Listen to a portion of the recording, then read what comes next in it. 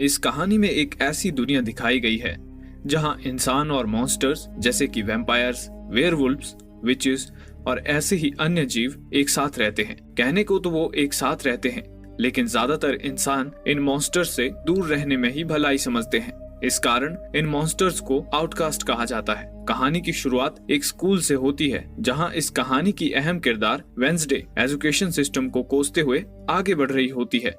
Wednesday एक बुद्धिमान लेकिन पत्थर दिल और इमोशनलेस लड़की है। उसके सनकी बर्ताव और अजीब से होलिये की वजह से सब उसे एक फ्रीक समझते हैं। वेंसडे को लॉकर से उसके छोटे भाई की आवाज सुनाई देती है। कुछ बदमाश लड़कों ने उसके छोटे भाई को लॉकर में बंद कर दिया था। हालांकि उसके भाई को ये पता नहीं था कि वे लड़के कौन थे। भाई को छुड़ाने जैसे ही वेंसडे उसे छूती है, उसे अचानक विजन्स आते हैं। उसे दिखता है कि कुछ लड़के उसके भाई को जबरदस्ती लॉकर में बंद कर रहे हैं। दरअसल कुछ दिनों से उसे किसी भी चीज को छूते ही विजन्स आने लगे हैं। इन विजन्स में उसे उस चीज का भूत, भविष्य, वर्तमान दिखता था। हालांकि उसने अभी तक ये बात किसी को बताई नहीं थी। वो गुस्से में उन लड़कों की खबर लेने स्विमिंग पूल जाती है, जहां वे लड़के तैर रहे थे। लड़के उसे देखकर उसका मजाक उड़ाने लगते हैं, लेकिन उन्हें ये पता नहीं होता कि वेंसडे उनके साथ एक दर्दनाक मजाक करने वाली है। वेंसडे खून की प्यासी पिराना मछलियों को पूल में छोड़ देती है। वो मछलियां उन लड़कों का पिछवाड़ा चबा जाती हैं। ये दर्दनाक नजारा देखकर वेंसडे के चेहरे पर एक खूंखार मुस्कान उभर आती है, लेकिन उसकी इस हरकत की वजह से उसे स्कूल से निष्कासित कर दिया जाता है। इसके बाद वेंसडे के माता पिता उसका दाखिला नेवरमोर एकेडमी में करवाते हैं। नेवरमोर नाम का ये स्कूल बाकी स्कूलों से काफी अलग है, क्योंकि इस स्कूल में सिर्फ आउटकास्ट बच्चे ही पढ़ाई करने आते थे। वेंसडे के माता पिता ने भी इसी स्कूल से शिक्षा प्राप्त की थी। हालांकि वेंसडे उनके इस फैसले से नाराज है। उसे लगता है कि ये स्कूल भी बाकी स्कूलों की तरह ही बेकार होगा। उसी वक्त नेवरमोर एकेडमी से थोड़ी ही दूरी पर एक आदमी टैक्सी से उतरता है। टैक्सी की ड्राइवर उसे आउटकास्ट के बारे में सजग करने की कोशिश करती है, लेकिन वो आदमी ड्राइवर से कहता है कि वो इससे पहले एक आउटकास्ट के साथ रह चुका है। इस वजह से उसे आउटकास्ट लोगों से डर नहीं लगता। इतना कहकर वो अपनी मंजिल की तरफ निकल पड़ता है। वो रास्ता नेवरमोर एकेडमी के पास ही के जंगल से गुजरता था। थोड़ी दूर चलने के बाद एक जगह वो आराम करने के लिए रुकता है, लेकिन तभी एक अनजान जीव उस पर अचानक हमला कर उसे मौत के घाट उतार देता है। दूसरी ओर वेंसडे अपनी फैमिली के साथ नेवरमोर स्कूल के प्रिंसिपल के कैबिन में बैठी होती है। प्रिंसिपल वेंसडे को बताती है कि स्कूल के दिनों में वो और वेंसडे की माँ रूममेट्स थे, जिस पर वेंसडे व्यंग कसते हुए कहती है कि उसकी माँ के साथ रहने के बावजूद भी प्रिंसिपल का दिमागी संतुलन अब तक सही सलामत कैसे है। खुशकिस्मती से प्रिंसिपल उसके व्यंग को नजरअंदाज कर देती है। पिराना वाली घटना के बाद कोर्ट ने वेंसडे के दिमागी संतुलन को ठीक करने के लिए उसे किसी साइकेट्रिस्ट से इलाज कराने का आदेश दिया था। प्रिंसिपल बताती है कि नेवरमोर एकेडमी से लगे शहर जेरिको में डॉक्टर वेलेरी नाम की साइकेट्रिस्ट है। वेंसडे को वहां हफ्ते में 2 दिन थेरेपी सेशन के लिए ले जाया जाएगा। इसके बाद प्रिंसिपल वेंसडे को उसका कमरा दिखाने ले जाती है। वहां प्रिंसिपल वेंसडे का परिचय उसकी रूममेट इनिड से करवाती है। इनिड का नेचर वेंसडे से ठीक विपरीत होता है। वो एक खुशमिजाज स्वभाव की प्यारी लड़की है। उसने अपना कमरा विविध रंगों से सजाया होता है, लेकिन वेंसडे को रंगों से चिढ़ होती है। इस वजह से जब वो अपना रंगीन कमरा देखती है तो उसका मूड खराब हो जाता है। स्कूल ने वेंसडे की पसंद ध्यान में रखते हुए उसके लिए एक ब्लैक एंड व्हाइट कलर की यूनिफॉर्म तैयार की होती है। इसके बाद इनिड उसे स्कूल घुमाने ले जाती है। इनिड वेंसडे को स्कूल में पढ़ रहे आउटकास्ट स्टूडेंट्स के बारे में बताती है। वो बताती है कि स्कूल में ज्यादातर विद्यार्थी 4 ग्रुप्स में बंटे हुए हैं। पहले हैं वैम्पायर्स, दूसरे हैं वेयरवुल्व्स। इनिड बताती है वो खुद भी एक वेयरवुल्फ है। इसके बाद आते हैं साइरन, जिनके पास अपनी आवाज से दूसरों को वश में करने की शक्ति होती है। और आखिर में आते हैं गॉर्गोन्स, जिनके पास किसी को भी पत्थर में बदलने की शक्ति होती है। स्कूल में दूसरे आउटकास्ट स्टूडेंट भी हैं, लेकिन ज्यादातर स्टूडेंट्स इन्हीं 4 आउटकास्ट से आते हैं। कुछ देर बाद वेंसडे के माता पिता उससे विदा लेते हैं। जाने से पहले वेंसडे की माँ वेंसडे से कहती है कि वो गलती से भी यहाँ से भागने की कोशिश न करे, जिस पर वेंसडे बदतमीजी से कहती है वो वहाँ से जरूर भागेगी और शायद ये उन दोनों की आखिरी मुलाकात है। जाने से पहले वेंसडे के माता पिता वेंसडे पर नजर रखने के लिए एक हाथ को छोड़ जाते हैं, जिसका नाम होता है थिंग। थिंग वेंसडे के फैमिली मेंबर की तरह ही है। दूसरी ओर जंगल में पुलिस को उस आदमी की लाश मिलती है जो कुछ वक्त पहले टैक्सी से उतरा था। उसके शरीर के हिस्से इधर उधर बिखरे पड़े होते हैं, साथ ही कुछ हिस्से गायब होते हैं। इससे पहले भी शहर में इसी तरह से 2 हत्याएं हो चुकी हैं और शेरिफ को पूरा यकीन था कि इन हत्याओं के पीछे नेवरमोर एकेडमी के ही किसी आउटकास्ट का हाथ है, लेकिन कोई सबूत न होने की वजह से वो चुप बैठा था। दूसरी ओर एक दूसरे से विपरीत स्वभाव की वजह से वेंसडे और इनिड लड़ रही होती हैं। तभी बॉटनी टीचर यानी फूल पौधों के बारे में पढ़ाने वाली टीचर वेंसडे से मिलने आती है। वो नेवरमोर में पढ़ाने वाली इकलौती इंसान थी। वो उन दोनों का झगड़ा सुलझाती है और वेंसडे को वेलकम के तौर पर एक फूल देकर वहाँ से चली जाती है। अगले दिन वेंसडे तलवारबाजी का अभ्यास करने जाती है। वहाँ बियांका नाम की लड़की पहले से अभ्यास कर रही थी। बियांका एक सायरन है। सायरन वो आउटकास्ट होते हैं जो अपनी आवाज से दूसरों को अपने वश में कर सकते हैं। बियांका स्कूल की सबसे पॉपुलर हस्ती है। वो पढ़ाई के साथ साथ बाकी एक्टिविटीज में भी काफी होशियार है। बियांका तलवारबाजी में रोवन नाम के लड़के को हराती है और घमंड से टीचर को पूछती है कि क्या यहाँ कोई ऐसा तलवारबाज नहीं है जो उसे हरा पाएगा। ये सुनते ही वेंसडे उसे चैलेंज करती है। इसके बाद उन दोनों के बीच तलवारबाजी शुरू होती है। वेंसडे काफी फुर्ती से पहला पॉइंट अपने नाम करती है, तो वहीं दूसरा पॉइंट बियांका अपने नाम करती है। साथ ही वो वेंसडे को ये कहकर उकसाती है कि उसे मिला हुआ पॉइंट तो बिगिनर लक था। ये सुनते ही गुस्से से पागल हो चुकी वेंसडे उसे आखिरी राउंड बिना हेलमेट के लड़ने के लिए चैलेंज करती है। इस राउंड में जो अपने प्रतिस्पर्धी का खून सबसे पहले निकालेगा वही विजेता घोषित होगा। दोनों में काफी तगड़ी फाइट होती है, लेकिन अंत में बियांका वेंसडे को माथे पर एक घाव देकर जीत जाती है। इस हार से वेंसडे बौखला जाती है। जब वो अपने घाव पर मरहम पट्टी कर वहाँ से जा रही होती है, तभी छत पर लगी पत्थर की मूर्ति उस पर गिरने लगती है। ऐन वक्त पर जेवियर नाम का लड़का उसे बचा लेता है। होश में आने पर वो जेवियर को अपने पास बैठा देखती है। उसका शुक्रिया अदा करने के बजाय वेंसडे उससे कहती है कि वो खुद को बचाने में सक्षम थी। थिंग हर पल वेंसडे पर अपनी नजर गड़ाए हुए था, लेकिन जब वेंसडे अपने कमरे में नोवेल लिख रही होती है तभी उसे थिंग के वहाँ होने का आभास होता है। वो उसे पकड़ती है और उसे उसकी उंगलियां काटने की धमकी देती है। फिर वो थिंग से कहती है कि अगर वो अपनी उंगलियां बचाना चाहता है तो उसे वेंसडे के लिए काम करना पड़ेगा। डर के मारे थिंग मान जाता है। वेंसडे स्कूल से भागने का प्लान बना रही होती है और वो इसमें थिंग को भी शामिल कर लेती है। अगले दिन वो प्रिंसिपल के साथ थेरेपी सेशन के लिए साइकेट्रिस्ट के पास जाती है। हालांकि वो साइकेट्रिस्ट के भरसक कोशिश करने के बावजूद भी उसके साथ कुछ शेयर नहीं करती। उसके दिमाग में कुछ और ही चल रहा था। वो बड़ी चालाकी से बाथरूम के रास्ते वहाँ से भागने में कामयाब हो जाती है। वहाँ से भागते वक्त वो एक फल बेचने वाले आदमी से टकरा जाती है। टकराते ही उसे उस आदमी की भविष्य में होने वाली मौत का विजन दिखाई देता है। जाते जाते वो एक कॉफी शॉप में कॉफी पीने रुकती है। वहाँ उसकी मुलाकात शेरिफ के बेटे टाइलर से होती है, जो उस कॉफी शॉप में काम करता था। वेंसडे कॉफी की मांग करती है, लेकिन कॉफी मशीन में कुछ गड़बड़ी आई थी और मशीन को ठीक कराने की इंस्ट्रक्शन मैनुअल की किताब इटालियन में थी, जो टाइलर को पढ़नी नहीं आती थी। तब वेंसडे, जिसे इटालियन पढ़ना आता था, वो मशीन ठीक करने में उसकी मदद करती है।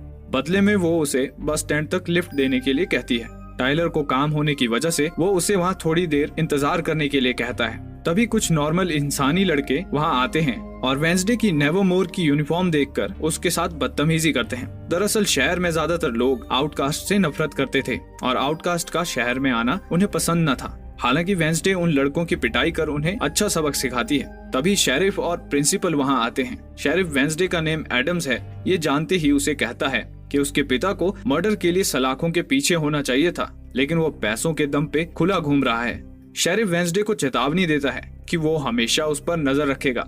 फिर प्रिंसिपल वेंसडे को लेकर वापस स्कूल की तरफ निकल पड़ती है। रास्ते में एक गाड़ी का एक्सीडेंट हुआ होता है, जिसका ड्राइवर मर चुका था। ये वही फल बेचने वाला आदमी था जो कुछ देर पहले वेंसडे से टकराया था। बहरहाल वेंसडे का भागने का प्लान फेल हो चुका था। रात में वेंसडे अपना मूड ठीक करने के लिए वायलिन बजाती है। सब उसके इस टैलेंट का आनंद लेते हैं, लेकिन खुद वेंसडे के मूड में कुछ खास सुधार नहीं होता। तभी इनिड वहाँ आती है। आज फुल मून नाइट होती है, इस वजह से सभी वेयरवुल्फ चांद को देखकर चिल्ला रहे होते हैं। लेकिन इनिड को नॉर्मल रूप में देखकर वेंसडे उससे पूछती है कि वो अपने वेयरवुल्फ रूप में क्यों नहीं है। इनिड उसे बताती है कि वो अभी पूरी तरह से वेयरवुल्फ बनी नहीं है। वैसे तो उसकी माँ ने उससे कहा है कि वो देर सवेर वेयरवुल्फ बन ही जाएगी, लेकिन उसे चिंता है कि अगर ऐसा नहीं हुआ तो उसे उसकी बिरादरी से निकाल दिया जाएगा और उसे पूरी जिंदगी अकेले ही रहना पड़ेगा। कुछ देर बाद थिंग टाइलर के घर पर जाता है और उसे वेंसडे के साथ वीडियो कॉल पर बात करने के लिए कहता है। वेंसडे उससे पूछती है कि क्या वो अभी भी भागने में उसकी मदद करना चाहता है। बदले में वेंसडे उसे इनाम भी देने की पेशकश करती है। टाइलर कहता है कि वो उसकी मदद करेगा, लेकिन उसे कोई इनाम नहीं चाहिए। अगले दिन शहर में एक फेस्टिवल होने वाला था। और वेंसडे उस फेस्टिवल से भागने का प्लान बनाती है। अगले दिन वेंसडे इनिड के साथ फेस्टिवल में पहुंचती है। मौका मिलते ही प्रिंसिपल का ध्यान भटकाकर वो टाइलर के साथ वहां से भागने की कोशिश करती है। जाते जाते वो रोवन नाम के लड़के से टकराती है। रोवन वही लड़का है जिसे बियांका ने उस दिन तलवारबाजी में हराया था। उससे टकराते ही वेंसडे को रोवन की मौत का विजन दिखाई देता है। रोवन काफी जल्दबाजी में जंगल की ओर भाग रहा था। वेंसडे उसे रोकने के लिए उसके पीछे पीछे जंगल में जाती है। ज़ेवियर भी वेंसडे को जंगल में जाते हुए देख लेता है। ज़ेवियर वही लड़का है जिसने उस दिन वेंसडे को उस पर गिरती पत्थर की मूर्ति से बचाया था। जंगल में वेंसडे रोवन को रोकती है और कहती है कि उसकी जान को खतरा है, लेकिन तभी रोवन के चेहरे पर एक कुटिल मुस्कान आती है और वो उल्टा वेंसडे पर हमला कर देता है। वेंसडे को कुछ समझ नहीं आता। तब रोवन वेंसडे को एक ड्राइंग दिखाता है जिसमें वेंसडे की तरह दिखने वाली एक लड़की खड़ी थी और उसके पीछे नेवरमोर जलकर तबाह हो रहा था। रोवन वेंसडे को बताता है कि उसकी माँ भविष्य देख सकती थी और उन्होंने 24 साल पहले ये ड्राइंग बनाई थी। उनकी भविष्यवाणी के अनुसार वेंसडे नेवरमोर को तबाह कर देगी, इसीलिए वेंसडे को मारकर रोवन नेवरमोर को बचाने की कोशिश कर रहा था। इससे पहले कि रोवन वेंसडे को मार डालता, अचानक से एक राक्षस वहां आता है और रोवन को मौत के घाट उतारकर वहां से चला जाता है। अगले सीन में उस जंगल में चारों ओर पुलिस छानबीन करते हुए नजर आती है। वेंसडे ने उन्हें घटी घटना के बारे में बता दिया था, लेकिन हैरानी की बात थी कि उन्हें वहां घटी घटना का कोई निशान नहीं मिलता। यहाँ तक कि रोवन की लाश तक नहीं मिलती। शेरिफ वेंसडे से कहता है कि उसे भ्रम हुआ होगा, लेकिन वेंसडे को उसने जो कुछ देखा उस पर पूरा यकीन था। वेंसडे शेरिफ से अकेले में बात करने की इच्छा प्रकट करती है, लेकिन प्रिंसिपल को इस बात से एतराज होता है। वो इसकी इजाजत नहीं देती, पर शेरिफ के फोर्स करने पर वो उन दोनों को 5 मिनट का समय देती है। अकेले में वेंसडे शेरिफ को बताती है कि जंगल में कोई राक्षस है और उसी ने रोवन और बाकी लोगों को मारा है और कोई है जो इन हत्याओं को छुपाने की कोशिश कर रहा है। तभी दरवाजा खुलता है और दरवाजे से रोवन अंदर आता है। उसे देखकर दोनों चौंक जाते हैं। वेंसडे को तो समझ ही नहीं आ रहा होता कि ये हो क्या रहा है। कुछ देर बाद वेंसडे इनिड से जाकर मिलती है और उससे रोवन के बारे में पूछती है। इनिड कहती है कि वो सिर्फ इतना जानती है कि रोवन एक अजीब लड़का था जिसका कोई दोस्त भी नहीं था। उसके बारे में जानकारी उसका रूममेट ज़ेवियर ही दे सकता है। रात में वेंसडे अपनी नोवेल पर काम कर रही होती है, तब उसकी नजर रोवन की पेंटिंग पर पड़ती है। वहाँ उसे एक अजीब सा सिंबल दिखाई देता है। अगले दिन वेंसडे प्रिंसिपल के कैबिन में जाती है और रोवन से मिलने की इच्छा जताती है, लेकिन प्रिंसिपल मना कर देती है और बताती है कि रोवन को स्कूल से निकाल दिया गया है और वो आज ही ये स्कूल छोड़कर जा रहा है। इसके साथ ही प्रिंसिपल उसे एक्स्ट्रा करिकुलर एक्टिविटीज के लिए कोई क्लब ज्वाइन करने के लिए कहती है। वेंसडे जानती थी कि प्रिंसिपल हर वक्त उस पर नजर गड़ाए हुए है। मजबूरन उसे अलग अलग क्लब्स देखने जाना पड़ता है। पहले वो सिंगिंग क्लब जाती है जिसे बियांका चला रही थी, लेकिन वहाँ बात नहीं बनती। इसके बाद वो आर्चरी क्लब में जाती है जिसकी कमान ज़ेवियर के हाथों में होती है। ज़ेवियर वेंसडे को तीर चलाने का तरीका बताता है। वेंसडे उसे बातों ही बातों में रोवन के बारे में पूछती है। ज़ेवियर उसे बताता है कि वैसे तो रोवन शुरू से थोड़ा अजीब था, लेकिन हाल ही में उसका बर्ताव कुछ ज्यादा ही खराब हो गया था। इसके बाद ज़ेवियर वेंसडे को टाइलर से दूर रहने के लिए कहता है। वजह वो ये बताता है कि टाइलर और उसके इंसान दोस्त आउटकास्ट से नफरत करते हैं। वेंसडे उसकी बातों को नजरअंदाज करते हुए एक सेब हवा में उछालती है और तीर से सेब को काटते हुए सीधे निशाने पे दे मारती है। ये देखकर ज़ेवियर की बोलती बंद हो जाती है। इसके बाद वो हमर्स क्लब पहुंचती है जहां मधुमक्खियों के बारे में सिखाया जाता है, लेकिन जब वो वहां पहुंचती है तो उसे सिर्फ एक ही लड़का वहां दिखाई देता है। उस लड़के का नाम यूजीन था और वो अकेला ही उस क्लब को चला रहा था, क्योंकि उसके अलावा वहां और कोई नहीं आता था। यूजीन और वेंसडे में बातें चल रही होती हैं कि तभी थिंग वहां आता है और इशारे से कहीं चलने के लिए कहता है। जब वेंसडे उसके पीछे जाती है तो उसे रोवन दिखाई देता है। रोवन अपना सामान लेकर वहां से जा रहा था। हैरानी की बात तो ये होती है कि वो उस रात के मुकाबले इस बार वेंसडे से काफी शांति से बात कर रहा था। वेंसडे थिंग को उसका पीछा करने के लिए कहती है। स्टेशन पर पहुंचने के बाद रोवन टॉयलेट जाता है, लेकिन टॉयलेट से बाहर रोवन की जगह कोई और ही इंसान निकलता है। थिंग को समझ ही नहीं आता कि रोवन अचानक वहां से भाग कैसे गया। कुछ देर बाद वो इंसान अपने असली रूप में आ जाता है। वो कोई और नहीं बल्कि प्रिंसिपल थी। थिंग जाकर वेंसडे को बताता है कि रोवन टॉयलेट से कहीं भाग गया, जिस पर वेंसडे उसे काफी डांटती है। बॉटनी की क्लास में ज़ेवियर वेंसडे को उसके साथ बैठने के लिए कहता है। ज़ेवियर के पास किसी भी चित्र को जिंदा कर पाने की शक्ति थी। वो वेंसडे को अपनी शक्ति से इम्प्रेस करने की कोशिश करता है, हालांकि ऐसा हो नहीं पाता। दूसरी ओर शेरिफ अपने कुत्ते के साथ जंगल में छानबीन के लिए जा रहा होता है। टाइलर उसे जंगल के राक्षस के बारे में पूछता है। पर शेरिफ उसकी बातों का जवाब नहीं देता और टाइलर को उसकी साइकेट्रिस्ट से चल रही थेरेपी के बारे में पूछता है। दरअसल टाइलर की मां की मौत के बाद टाइलर सदमे में चला गया था और सदमे से उभरने के लिए वो भी साइकेट्रिस्ट से थेरेपी ले रहा था।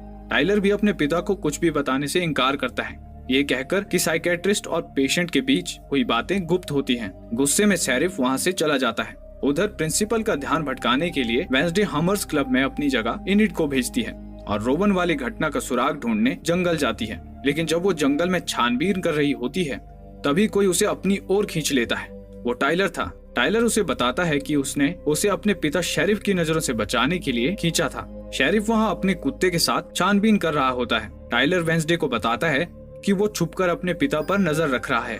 उसे शेरिफ की फिक्र है कि कहीं वो राक्षस शेरिफ पर भी हमला न कर दे। शेरिफ के जाने के बाद दोनों उस जगह की छानबीन करते हैं। वेंसडे को वहाँ रोवन का चश्मा मिलता है। उसे छूते ही वेंसडे को विजन नजर आते हैं। वो देखती है कि रोवन और ज़ेवियर के बीच में झगड़ा हो रहा है। साथ ही उसे रोवन एक नीले रंग की किताब से वो ड्राइंग फाड़ते हुए दिखता है जिसे रोवन की माँ ने बनाया था। हालांकि वो चित्र अधूरा था और आधा चित्र उस नीले रंग की किताब में ही चिपका हुआ था। जंगल से लौटते ही वेंसडे उस किताब को ढूंढने में जुट जाती है। उसी वक्त बॉटनी टीचर वहाँ आती है। वेंसडे उसे उस सिंबल के बारे में पूछती है जो उसे उस ड्राइंग पर दिखा था। टीचर उसे बताती है कि ये सिंबल एक पुरानी स्टूडेंट सोसाइटी नाइटशेड्स का है जो सालों पहले बंद हो गई थी। इसके बाद टीचर वेंसडे ने क्लास में दिए हुए जवाबों की तारीफ करती है। बॉटनी टीचर वेंसडे की पर्सनैलिटी से काफी प्रभावित मालूम पड़ रही थी। वो जाने से पहले उससे कहती है कि अगर कभी किसी से बात करने का मन करे तो वो कभी भी उसके पास आ सकती है। इसके बाद वेंसडे उस नीली किताब की तलाश जारी रखती है। वो रोवन के पुराने कमरे यानी ज़ेवियर के कमरे में उस किताब को ढूंढने की कोशिश करती है। तभी ज़ेवियर कमरे में आता है। ऐन वक्त पर वेंसडे और थिंग छुप जाते हैं। थोड़ी ही देर में बियांका भी उसी कमरे में आती है। बियांका और ज़ेवियर पहले कपल हुआ करते थे, लेकिन एक बार बियांका ने अपनी सायरन शक्तियों का इस्तेमाल ज़ेवियर पर किया था और इसी वजह से दोनों का ब्रेकअप हुआ था। लेकिन बियांका अभी भी ज़ेवियर को चाहती थी। इसी कारण ज़ेवियर की वेंसडे में बढ़ती दिलचस्पी उसे खल रही थी। वो ज़ेवियर को वेंसडे के खिलाफ भड़काने की कोशिश करती है। हालांकि उसकी बातों का ज़ेवियर पर कुछ खास असर नहीं होता। वेंसडे भी इन दोनों की बातें सुन रही थी। बियांका उसे बताती है कि अगले दिन होने वाले एडगर एलन पोए कंपटीशन में वो वेंसडे की रूममेट इनिड को हराकर वेंसडे को नीचा दिखाने वाली है। जब वेंसडे अपने कमरे में पहुंचती है तब इनिड कमरे में रो रही होती है। इनिड बताती है कि उसकी टीम की एक लड़की की तबीयत अचानक बिगड़ गई और वो कंपटीशन से बाहर हो गई है। वेंसडे समझ जाती है कि ये सब बियांका का किया धरा है। वो बियांका को अच्छा सबक सिखाने का ठानती है। वो उस लड़की की जगह खुद को टीम में शामिल करने के लिए कहती है। अगले दिन एडगर एलन पो कंपटीशन था। ये कंपटीशन स्कूल के सबसे मशहूर विद्यार्थी एडगर एलन पो की याद में हर साल आयोजित किया जाता था। इस कंपटीशन में पहले नाव से तैरते हुए नदी के दूसरे किनारे जाना होता है। उसके बाद जंगल के अंदर जाकर अपनी अपनी टीम का फ्लैग लेकर वापस लौटना होता है। मजे की बात यह है कि इस प्रतियोगिता में कोई रूल्स नहीं है। बियांका चीटिंग कर पिछले 2 सालों से इस कप को अपने नाम कर चुकी है। अगले दिन प्रतियोगिता शुरू होती है। हमेशा की तरह इस बार भी बियांका ने जीतने का पूरा इंतजाम किया था। साइरन्स के पास पानी में जलपरी या जलपरा बनने की शक्ति होती है। बियांका का एक साइरन साथी वैम्पायर्स की नाव को पानी में डुबोता है। इसके बाद बारी वेंसडे की नाव की होती है, लेकिन वेंसडे पहले से ही तैयारी करके आई थी। वो थिंग को उस साइरन पर जाल फेंकने के लिए कहती है। बियांका का साथी जाल में फंसने की वजह से कुछ कर नहीं पाता और वेंसडे की नाव सही सलामत नदी पार कर लेती है। तट पर पहुंचने के बाद वेंसडे बाकी साथियों को नाव की रक्षा करने के लिए कहती है और खुद फ्लैग ढूंढने जंगल में जाती है। यहाँ तट पर इनिड थिंक की मदद से लड़कों का ध्यान भटकाती है और उन लड़कों के नाव से दूर जाते ही उनकी नाव में छेद करती है। दूसरी ओर वेंसडे फ्लैग तक पहुँच जाती है, लेकिन जैसे ही वो वहाँ की दीवार को छूती है उसे विजन दिखाई देते हैं जिसमें वेंसडे की तरह दिखने वाली एक लड़की एकाएक उसके सामने आती है और उससे कहती है कि असली चाबी तुम हो। अगले ही पल वेंसडे होश में आती है। वो तुरंत अपना फ्लैग उठाती है और नाव की तरफ भागती है। सभी टीम आगे निकल चुकी थी, लेकिन क्योंकि इनिड ने लड़कों की टीम की नाव में छेद कर दिया था, वे आगे नहीं बढ़ पाते। अब सिर्फ बियांका और वेंसडे की टीम ही बची हुई थी।